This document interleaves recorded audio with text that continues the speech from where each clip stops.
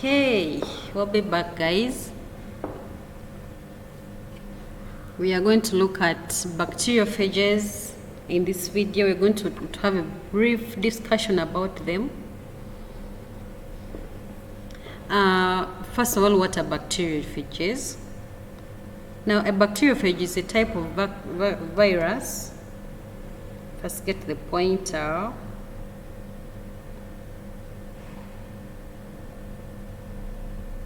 It's a type of virus that infects bacteria. This is basically what a bacteriophage is.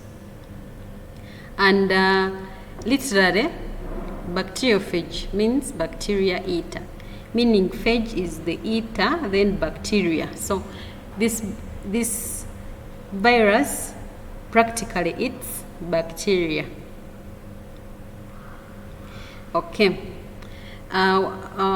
It should also be noted that these bacteriophages are composed of a nucleic acid molecule that is surrounded by a protein structure.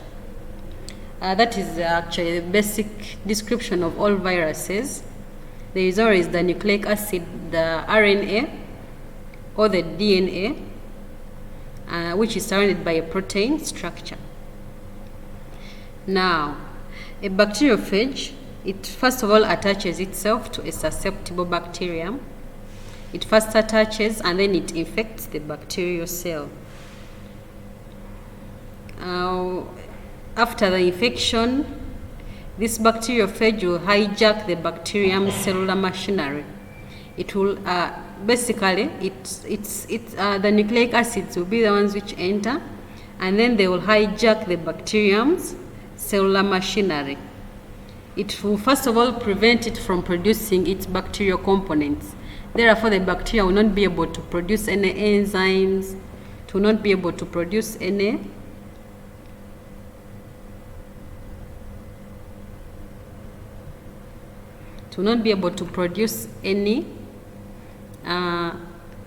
of those structure proteins that it needs. Therefore, its life is going to be compromised by the bacteriophage. However, it will not just prevent it from producing its bacterial components. This phage is going to force it to produce its viral components. How cynical is this? So we shall see that it will be forced. It is going to be forced to produce the viral components. To continue the bacteriophage, we've seen that the phage will first of all attach itself to the bacterial cell, and then it will insert its genetic material into the cell. The moment it inserts itself into the cell, the bacteriophage will take one of these two cycles. We have the lytic or the virulent one, or the lysogenic, also known as the temperate one. So we're going to look at these two the two life cycles that are going to be undertaken. So in the lytic phage, we see that this the phage, it's after inserting its nucleic acids into the bacterial cell, this phage is going to synthesize its proteins. The early proteins, the first protein is going to synthesize, are going to break down the host DNA. So meaning this bacterial DNA is now being destroyed. After destroying the host DNA, the phage is going to take over the cell machinery.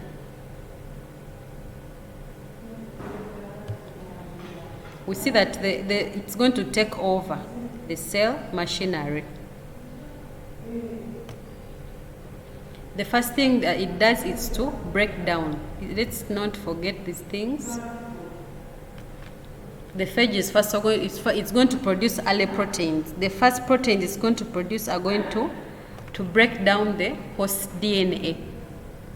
After breaking down the host DNA, this bacteriophage is going to take over the cell machinery. Meaning it's going to take over the ribosomes. It will take over all those enzymes that are going to be key in producing its proteins. Now, as this phage produces its phage components, the host is going to become weakened gradually. Remember now the phage is producing its enzymes. Therefore, at a given point, these phage enzymes will start to weaken the host cell. And when the host cell weakens, the cell is going to eventually burst. The cell is going to burst and it is going to release its components. When it releases the components, about 100 to 200 new cell progeny will be into the surrounding environment.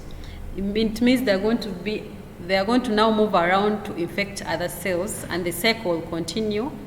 It will first of all, the different phages are first of all going to inject their DNA into the DNA or RNA into the host cell. They are going to produce early proteins. The proteins are going to break down the host DNA.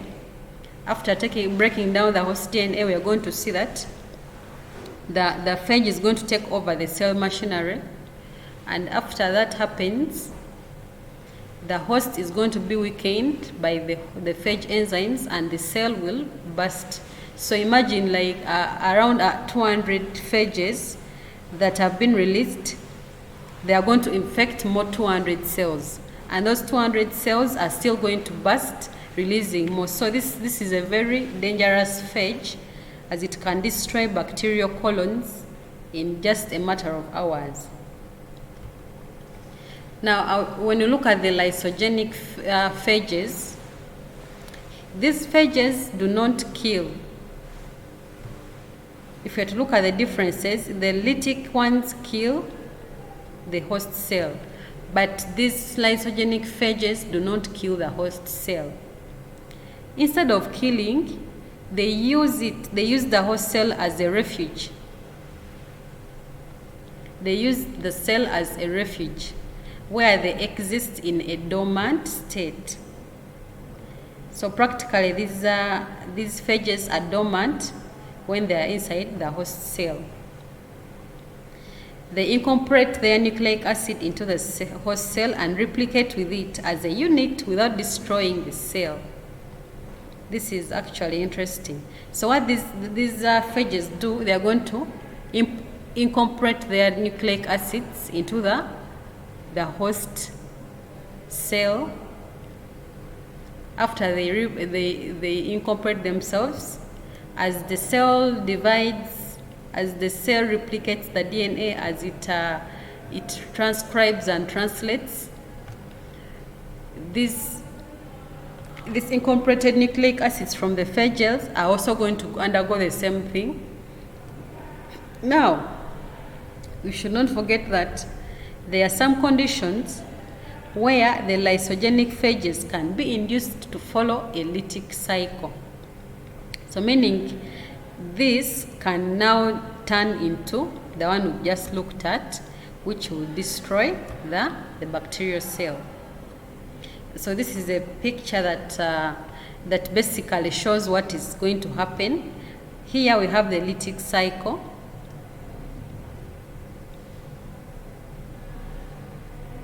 Here we have the lytic cycle, and this is the lysogenic cycle. So what happens? We talked of the phage binding to the bacterium. It first binds to the bacterial cell membrane, the cell wall, and then after binding, the phage is going to enter the phage DNA. It's only the nucleic acids which enter the host cell. The whole phage does not enter. It's only its nucleic acids which enter. And then the moment it enters, we talked of it producing early proteins. So the early proteins that are going to be produced, they are going to destroy the host DNA. As you see, it was circular here, it was intact, now it is in pieces. Now when the host DNA is digested, this new phage DNA, it's going to form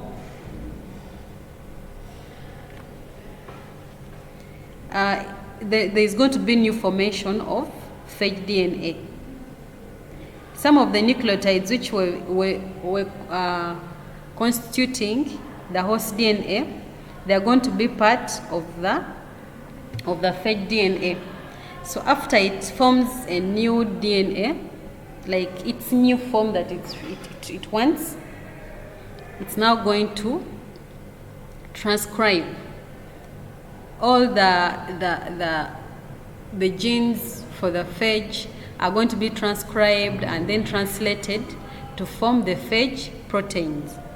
The moment these phage proteins are formed, there is going to be remember when it was entering here, there are some of these phage proteins which did not enter the cell.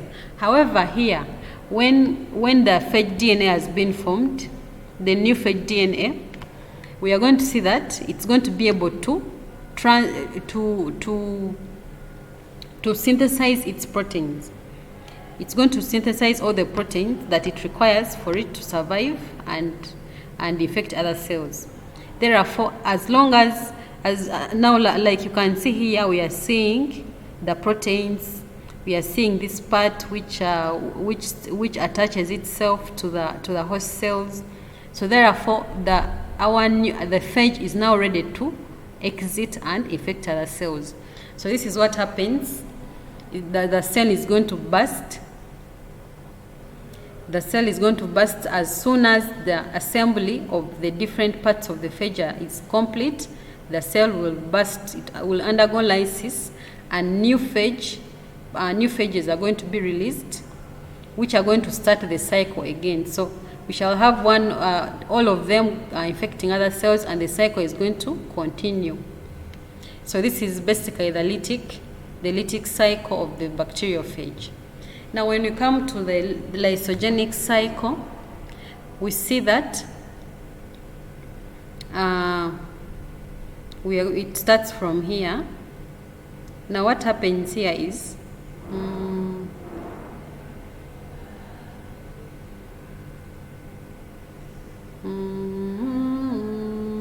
okay, basically this attachment stage it works for the two stages. Still, there is going to be that binding or attachment of the phage to the bacterium, and then when it binds to it, it's going to enter. The phage DNA is going to enter into the host cell. When the phage DNA enters, it's going to integrate into the bacterial DNA, and at this point it is dormant. It's not going to destroy the cell. Like we've said, this cycle does not lead to destruction of the cell. So we see that now at this point we have one DNA which is containing both the chromosomal DNA from the bacteria and the phage DNA. So now normally the bacteria is going to divide. There's going to be cell division, and we shall have two bacteria.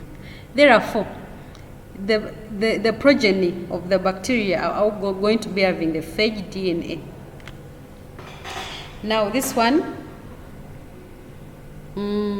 at this point we have the chromosome with integrated prophage replicates. Yes, this is what we have here. And then in rare cases, this is very rare, the prophage may separate and the cell will enter the lytic cycle. So this is the point at which now the cell will enter the lytic cycle. As long as the prophage DNA, the bacteriophage DNA separates from the host DNA, it's going to now enter the lytic cycle, and this is what will happen. It will now come to this point, produce early proteins. Early proteins break down the DNA like that. So basically, this is how the phage cycles are. I hope you've understood the cycle. I've tried to explain it as much as possible. Thank you for watching. Hit that subscribe button if you're interested in more of this content, and hit the bell as I'm going to be uploading videos of such kind on this channel.